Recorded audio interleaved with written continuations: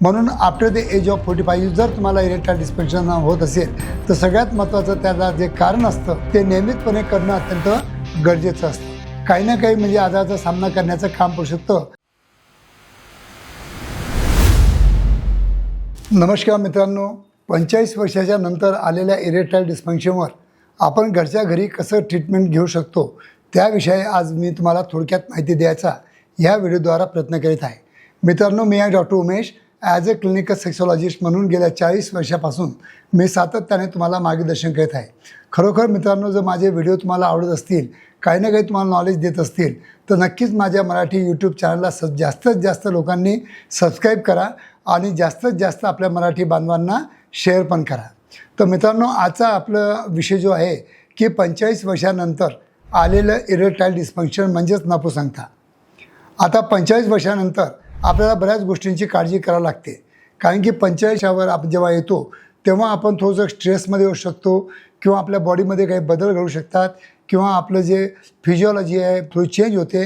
आणि त्याच्यामुळं जर 25 वर्षामध्ये आपण जे की जेवण करायचो, जे की आपण बाहेर जाऊन समोसे खायचो, अमकं खायचो, टमकं खायचो, पण ते 45 वर्षानंतर तुम्हाला तुमच्या शरीराबद्दल काळजी घेणं हे खूप अत्यंत महत्त्वाचं असतं.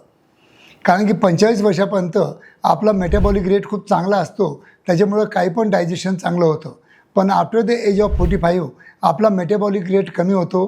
त्याच्यामुळं आपल्याला जर व्हिगरस आपण एक्सरसाइज केली नाही किंवा आपलं सेडेंटरी काम असेल तर आपलं वजन वाढू शकतं, आपल्या बॉडीमध्ये हार्मोनल चेंजेस होऊ शकतं. आपल्याला व्हिटॅमिन D3 झिंकची कमतरता भासू शकते, ज्याला आम्ही मायक्रोन्यूट्रिएंट म्हणतो.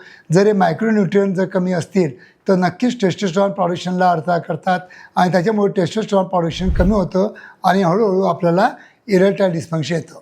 आणि 45 वर्षानंतरच थोडी आपल्या प्रोस्टेट ग्रंथीमध्ये चेंजेस दिसून येतात आणि आपल्याला वारंवार लगवीला जायचं काम पडू शकतं. आणि त्याचं मेन कारण जे असतं that is the benign prostate enlargement, जे की 45 वर्षानंतर खूप कॉमन आहे. तर या सगळ्या साईनकडं आपण दुर्लक्ष केलं नाही पाहिजे, कारण की हे जर तुम्ही लक्षणं दुर्लक्ष करसाल तर नक्कीच तुम्हाला एखाद्या मोठ्या गोष्टी म्हणजे आजाराचा सामना करण्याचं काम पडू शकतं. म्हणून आफ्टर द एज ऑफ 45 तुमचं डाईट हे खूप कमीत कमी असलं पाहिजे.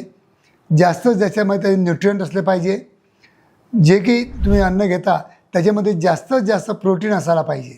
आणि जितकं तुम्ही कोलेस्ट्रॉल कमी खासाल तितकं तुमचे 45च्या नंतर पण बॉडी वर्कआउट चांगलं करतं, कारण की आता आपली बॉडीचं मेटाबॉलिझम स्लो झालेलं असतं.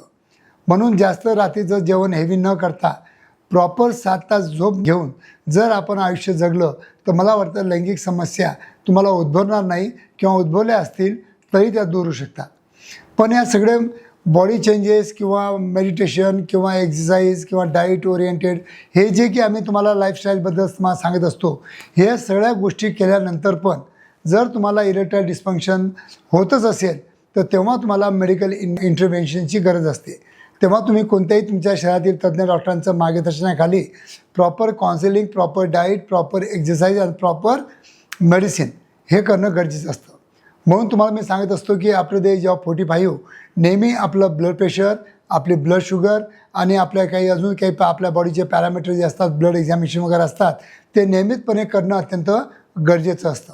कारण की आता आफ्टर द एज ऑफ 45 आपल्याला प्रत्येक वर्षी काही ना काही म्हणजे आजाराचा सामना करण्याचं काम पडू शकतं. आणि तो आजार टाळण्यासाठी आपल्याला आपल्या पॅरामीटरवर लक्ष देणं अत्यंत गरजेचं असतं. जर या पॅरामीटरवर तुम्ही बरोबर लक्ष दिलं आणि ते जर प्रॉपरली नॉर्मल मेंटेन ठेवलं तर मला वाटतं की इरेक्टाईल डिस्फंक्शन हे तुम्हाला होणारच नाही. म्हणून आफ्टर द एज ऑफ 45 जर तुम्हाला इरेक्टाईल डिस्फंक्शन होत असेल तर सगळ्यात महत्त्वाचं त्याला जे कारण असतं ते लाईफस्टाईल आणि स्ट्रेस. तुम्हाला माहिती आहे, स्ट्रेस म्हटलं की कॉर्टिझॉल हार्मोन वाढून जातो आणि टेस्टोस्टेरॉन हार्मोन कमी होऊन जातो आणि त्याच्यामुळे आपल्या लैंगिक इच्छा कमी होतात आणि हळूहळू आपली फ्रिक्वेन्सी बेडरूममध्ये कमी होऊन जाते. तर हे सगळं टाळण्यासाठी आफ्टर द एज ऑफ 45 तुम्हाला काळजी घेणं गरजेचं आहे. म्हणून मित्रांनो, अजून काही तुम्हाला काही शंका कुशंका असतील तर नक्कीच तुम्ही माझ्याशी व्हिडिओ कॉलवर जोडू शकता आणि माझ्याशी संपर्क करून माझ्याशी चर्चा करू शकता.